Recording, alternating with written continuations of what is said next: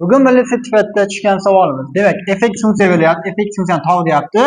Tog' funksiya deyapti. Fx funksiyasiga mana shunday ifoda berilgan ekan. Bizga f ni minus 1 qiymətini toping deyapti. Demak, fx funksiya tog' deyapti. Demak, f ichiga minus x qo'ygan paytimiz bu teng bo'ladi minusdan fx ga. Bo'ldi. Mana shuni bilgan holda mana bu yerga qo'yib yuboramiz. Demak, nima bo'ladi? fx mana bu yerga qo'yadigan bo'lsak, shunda plyusdan x kvadrati fx bo'ladi. Teng bo'lib qoladi bu tomonga. X ning kubi plyusdan 5 ta x. Mana shu yerdan fx qovusini tashqariga chiqarib ketamiz. Fx qovusini tashqariga chiqaradigan bo'lsak, u holda nima qoladi? X kubi plyusdan 5 ta x taqsim. Mana yerda 1 plus x kvadrat qoladi. Pastga 1 plus x ning kvadrati.